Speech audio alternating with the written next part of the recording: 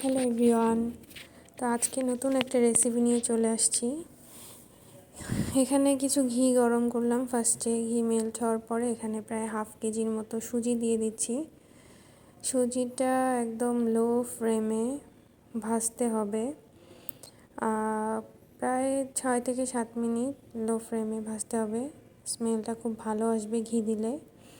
তো এরপর এখানে হাফ লিটার থেকে একটু বেশি দুধ নিয়ে এটার মধ্যে আমি 3 টেবিল চামচ চিনি মিক্সড করছি আর 2 টেবিল চামচ গুঁড়া দুধ দিচ্ছি।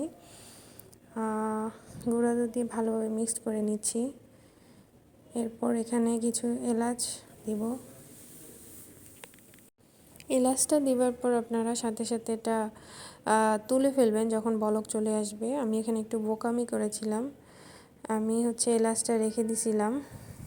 তো এই পর্যায়ে আমরা বলক আসার সাথে সাথে সুজিটা দিয়ে দিব। তো সুজি দেওয়ার সাথে সাথে কি আপনাদের অনবরত নাড়তে হবে, নয়তো এটা দলা পাকিয়ে যাবে।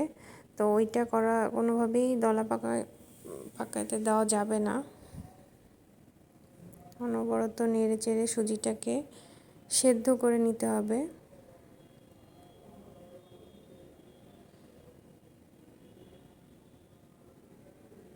এখানে আবার আম্মু আমাকে একটু হেল্প করছিল। তো এই তো সিদ্ধ করে নেওয়া হচ্ছে।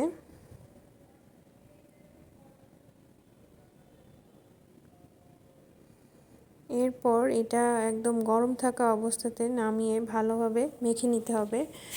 তো মেখে এখানে গিয়ে 3 থেকে 4টা ডিম মিক্স করতে হবে। তো আপনারা আপনাদের পরিমাণ অনুযায়ী দিবেন। আমি 3টা ডিম দিয়েছিলাম। 3টা ডিম দিয়ে খুব ভালোভাবে মেখে নিতে হবে। মেখে ডো বানাতে হবে, কিন্তু এক্স্যাক্টলি ডো হবে না এটা দিয়ে, কারণ এটা একটু সফট থাকবে।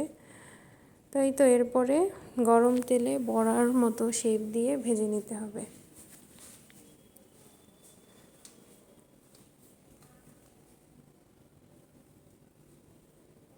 তো হালকা যখন ব্রাউন টাইপের কালার চলে আসবে, বাদামি বাদামি কালার, তখন গিয়ে নেড়ে চেড়ে ভেজে নিয়ে উঠিয়ে ফেলবো।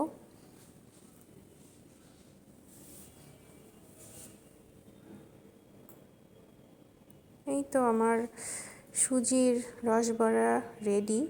তো এই পর্যায়ে আপনারা শিরা দিয়েও এটাকে খেতে পারেন। তো আমি আবার শিরা দেওয়াটা পছন্দ করি না।